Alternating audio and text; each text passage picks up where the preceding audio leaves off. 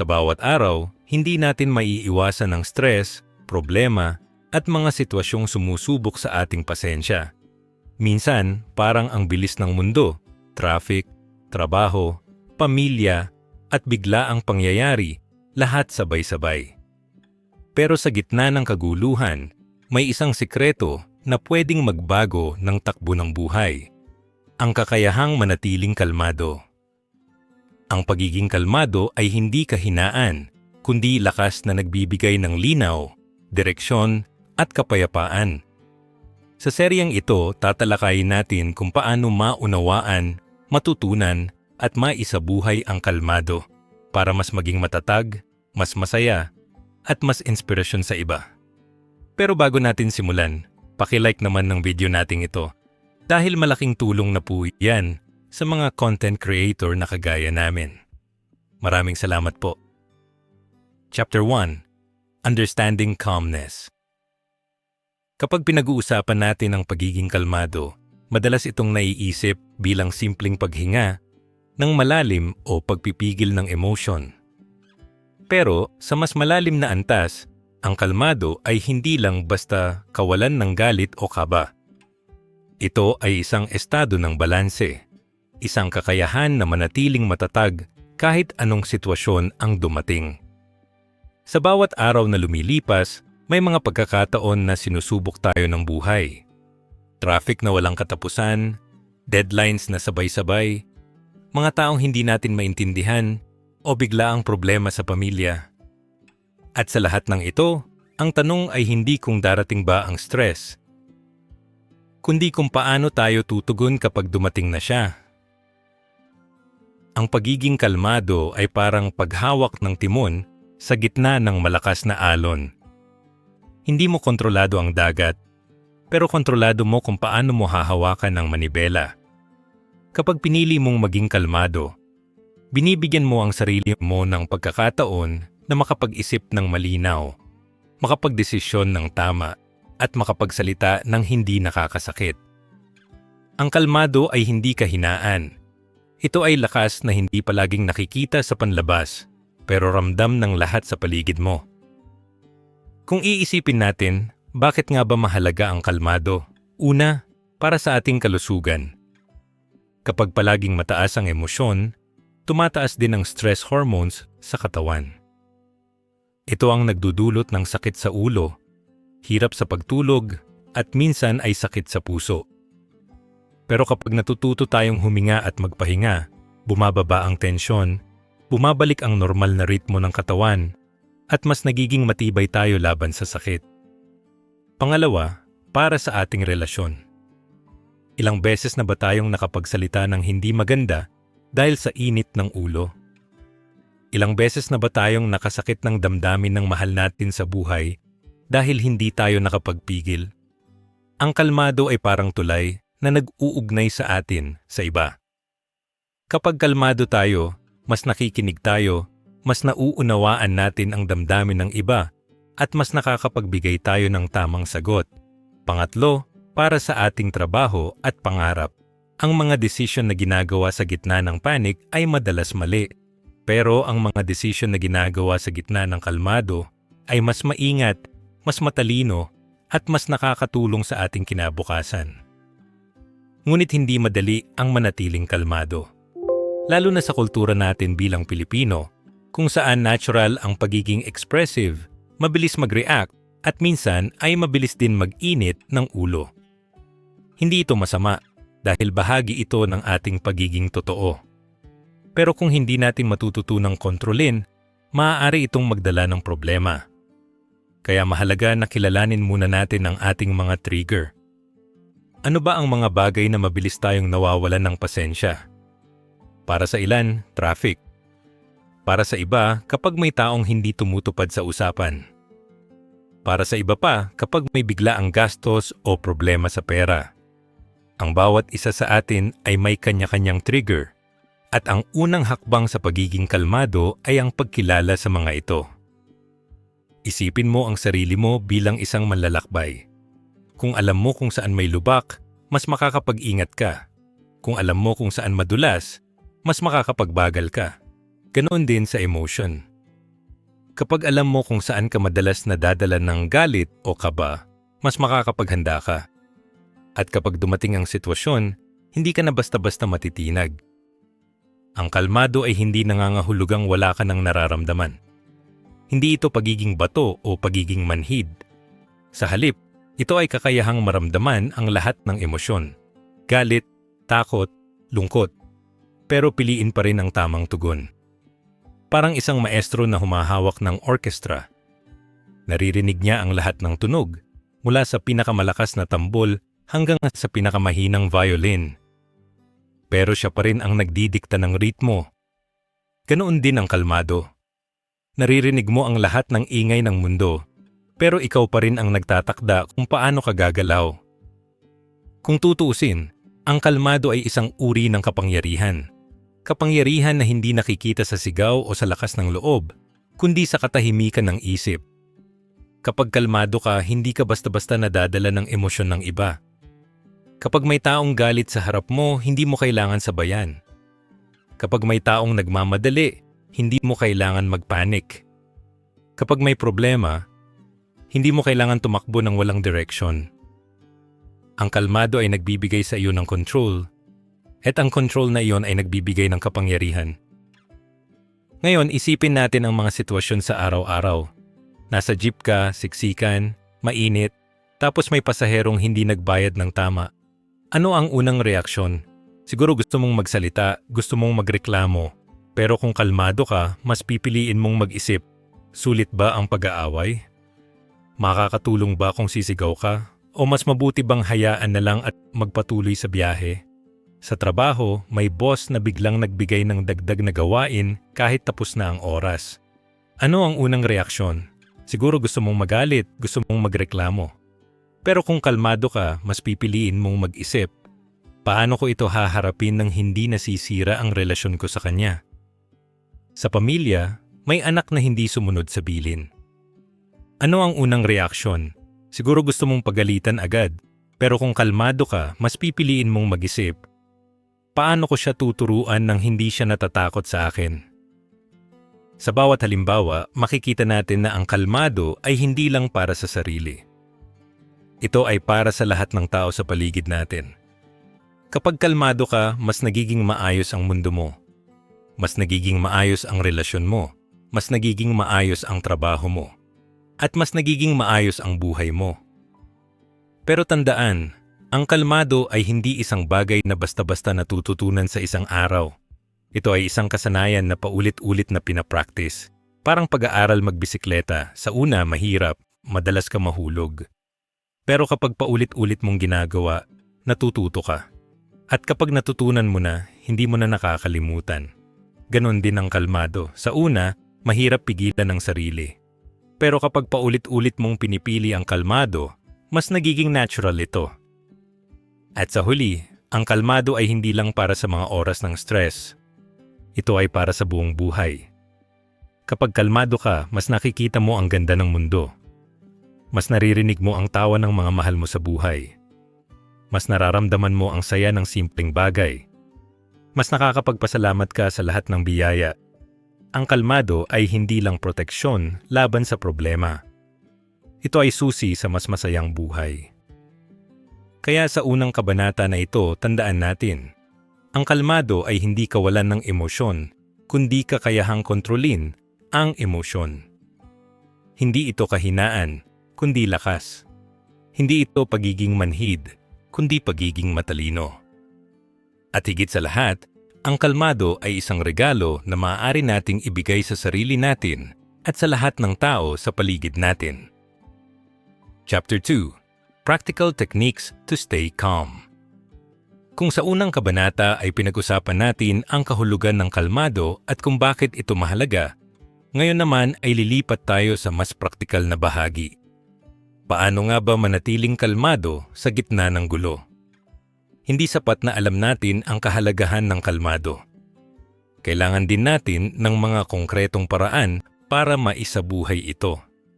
Dahil sa totoo lang, kahit gaano pa tayo magdesisyon na maging kalmado, kung wala tayong kasanayan or technique, madali pa rin tayong matitinag ng emosyon. Kaya sa kabanatang ito, maglalakbay tayo sa iba't ibang pamamaraan mula sa mabilisang solusyon hanggang sa pangmatagalang ugali para matutunan kung paano manatiling payapa kahit anong sitwasyon. Unahin natin ang mga teknik na pwedeng gawin agad-agad. Isipin mo na nasa gitna ka ng isang stressful na sitwasyon. May kaaway kang kausap, may boss na galit, o may problema sa pera na biglang lumitaw. Ano ang unang hakbang? Ang pinakamadali at pinakamabisang paraan ay ang paghinga. O simpleng paghinga, pero hindi basta-basta. Ang tinatawag na deep breathing o box breathing ay isang technique kung saan humihinga ka ng malalim sa loob ng 4 na segundo, hinahawakan ng hininga sa loob ng 4 na segundo, saka dahan-dahang humihinga palabas sa loob ng 4 na segundo, at muling humahawak ng 4 na segundo bago ulit huminga. Ang simpleng ritmong ito ay parang reset button ng katawan. Kapag ginagawa mo ito, bumababa ang tibok ng puso, bumababa ang tensyon, at mas nagiging malinaw ang isip. Bukod sa paghinga, may tinatawag na grounding techniques. Kapag nararamdaman mong nawawala ka sa control, subukan mong gawin ang 5-4-3-2-1 method. Tingnan ang 5 bagay sa paligid mo. Hawakan ang 4 na bagay, pakinggan ang 3 tunog, amuyin ang 2 bagay, at tikman ang 1 bagay. Sa pamamagitan nito, ibinabalik mo ang sarili mo sa kasalukuyan. Kapag ang isip mo ay lumilipad sa takot o galit, ang grounding techniques ay parang tali na humihila sa iyo pabalik sa realidad. Ngunit hindi lahat ng sitwasyon ay kayang resolbahin ng mabilisang teknik. Kailangan din natin ng pangmatagalang ugali na magpapatibay sa ating kakayahang manatiling kalmado. Isa na rito ang meditation. Hindi ito kailangang komplikado. Kahit 5 minuto lang sa umaga, umupo ka, pumikit, at mag-focus sa iyong hininga. Kapag may pumapasok na isipin, hayaan mo lang siyang dumaan, huwag mong labanan. Ang meditation ay parang pag-ehersisyo ng isip. Kapag paulit-ulit mong ginagawa, natututo ang utak mong huwag agad mag-react. Natututo itong maghintay, mag-obserba, at magdesisyon ng mas maingat. Isa pang pangmatagalang ugali ay ang journaling. Kapag sinusulat mo ang iyong nararamdaman, binibigyan mo ng outlet ang emotion. Sa halip na sumabog sa harap ng ibang tao, inilalabas mo ito sa papel. At kapag nabasa mo ang isinulat mo, mas nauunawaan mo ang sarili mo. Mas nakikita mo kung ano ang paulit-ulit na trigger, mas nakikita mo kung paano ka nagre-react, at mas natututo ka kung paano ito babaguhin. Hindi rin natin pwedeng kalimutan ang pisikal na kalusugan. Ang katawan at isip ay magkaugnay. Kapag kulang ka sa tulog, mas madali kang magalit. Kapag kulang ka sa tamang pagkain, mas mabilis kang kabahan. Kapag kulang ka sa ehersisyo, mas mabagal kang mag-isip. Kaya kung gusto mong manatiling kalmado, kailangan mong alagaan ang katawan mo. Matulog ng sapat, kumain ng tama, at mag-ehersisyo. Hindi ito simpleng payo. Ito ay pundasyon ng kalmado. Ngayon, lumipat naman tayo sa mindset shifts. Dahil kahit gaano pa tayo mag-practice ng technique, kung mali ang pananaw natin, mahirap pa ring manatiling kalmado. Isa sa pinakamahalagang mindset shift ay ang reframing. Kapag may problema, huwag mo agad isipin na ito ay hadlang. Isipin mo na ito ay oportunidad. Halimbawa, may deadline na biglang lumapit. Sa halip na isipin na, naku patay na ako, isipin mo na, ito ang pagkakataon para ipakita ang galing ko. Kapag binabago mo ang pananaw mo, binabago mo rin ang emotion mo. Isa pang mindset shift ay ang gratitude. Kapag natututo kang magpasalamat sa maliliit na bagay, mas nagiging magaan ang buhay. Kapag stuck ka sa traffic, imbes na magalit, isipin mo na may oras ka para makinig ng paborito mong kanta. Kapag may taong hindi tumupad sa usapan, imbes na mainis, isipin mo na natututo ka kung sino ang pwedeng pagkatiwalaan. Ang pasasalamat ay parang ilaw na nagtataboy ng dilim. Kapag puno ka ng pasasalamat, mas mahirap kang guluhin ng stress. At sa lahat ng teknik na ito, tandaan natin na ang kalmado ay hindi isang bagay na ginagawa mo lang kapag may problema. Ito ay isang lifestyle. Kapag araw-araw mong pinipili ang kalmado, mas nagiging natural ito. Kapag araw-araw mong pinipili ang tamang mindset, mas nagiging automatic ang tamang reaksyon. Isipin mo ang sarili mo bilang isang sundalo na laging handa. Hindi mo hinihintay ang digmaan bago ka mag-ensayo. Araw-araw kang nag-e-ensayo para kapag dumating ang digmaan, handa ka. Ganoon din ang kalmado. Hindi mo hinihintay ang problema bago ka mag-practice. Araw-araw mong pinipili ang kalmado para kapag dumating ang problema, handa ka. At sa huli, ang mga teknik na ito ay hindi lang para sa sarili mo. Kapag kalmado ka, nakakahawa ito. Kapag nakikita ng pamilya mo na kalmado ka, mas nagiging kalmado rin sila. Kapag nakikita ng mga kaibigan mo na kalmado ka, mas natututo rin sila. Kapag nakikita ng mga katrabaho mo na kalmado ka, mas nagiging maayos ang buong grupo. Ang kalmado ay parang apoy na kumakalat, pero sa halip na sunog, ito ay nagbibigay ng liwanag. Kaya sa kabanatang ito natutunan natin na ang kalmado ay hindi lang basta desisyon, kundi kasanayan. May mga teknik na pwedeng gawin agad-agad, tulad ng paghinga at grounding. May mga ugali na pwedeng gawin araw-araw, tulad ng meditation, journaling, at pag-aalaga ng katawan. At may mga mindset shift na pwedeng baguhin, tulad ng reframing at gratitude.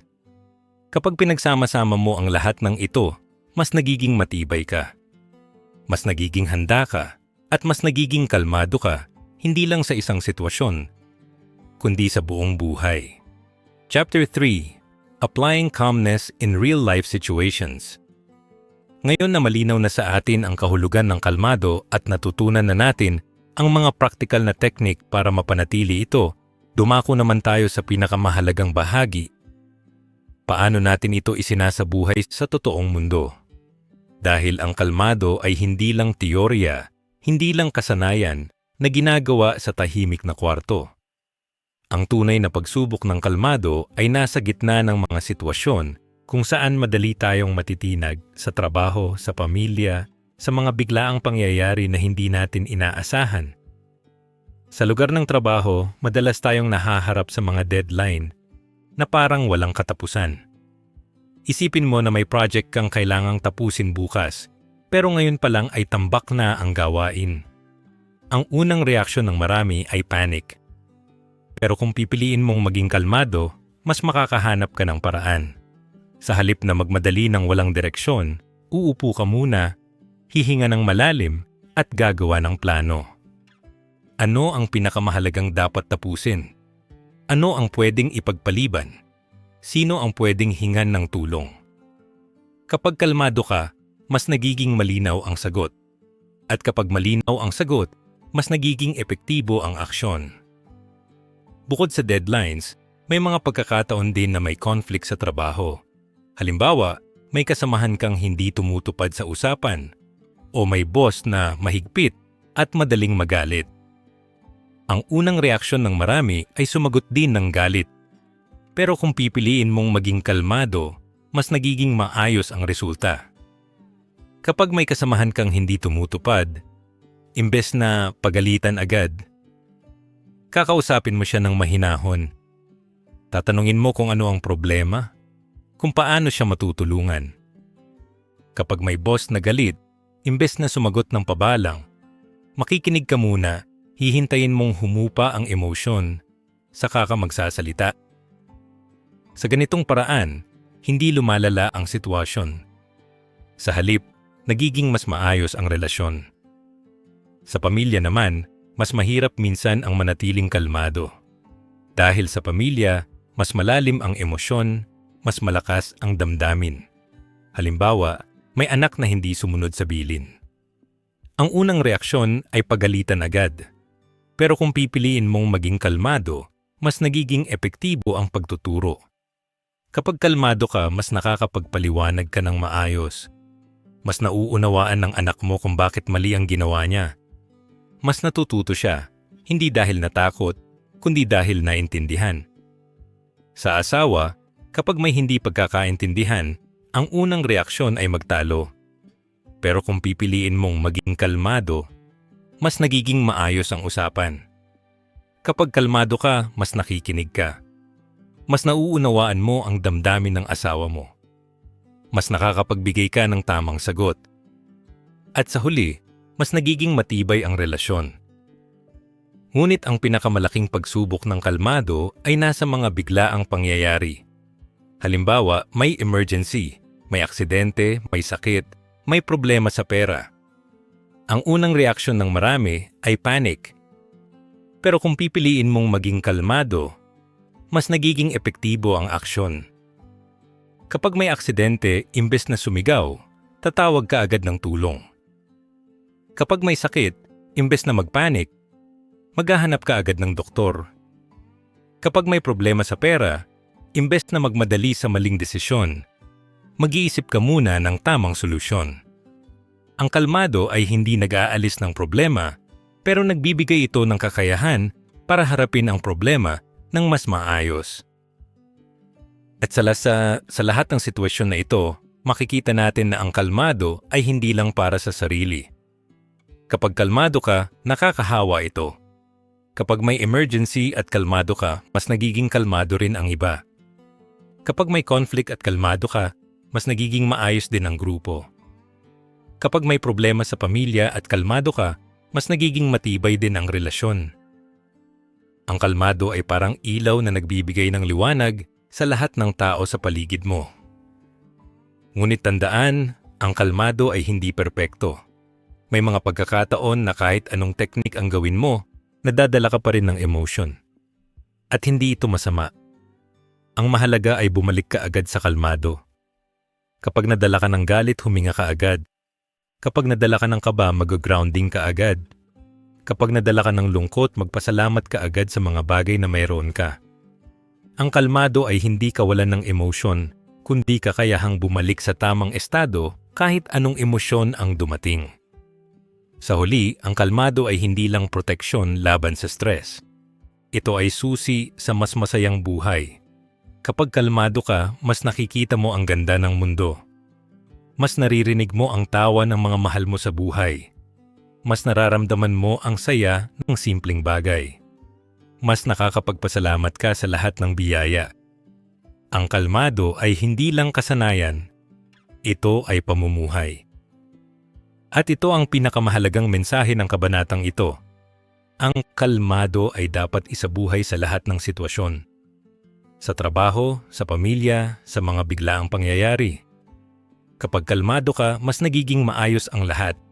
Mas nagiging matibay ka, mas nagiging masaya ka, at mas nagiging inspirasyon ka sa iba.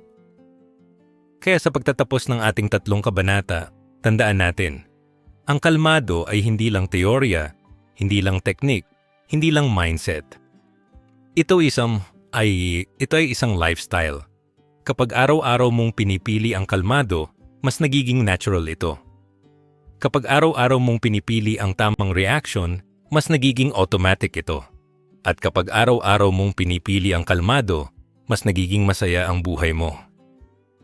Sa huli, ang pagiging kalmado ay hindi lang kasanayan, kundi pamumuhay. Hindi natin kontrolado ang lahat ng sitwasyon, pero kontrolado natin kung paano tayo tutugon.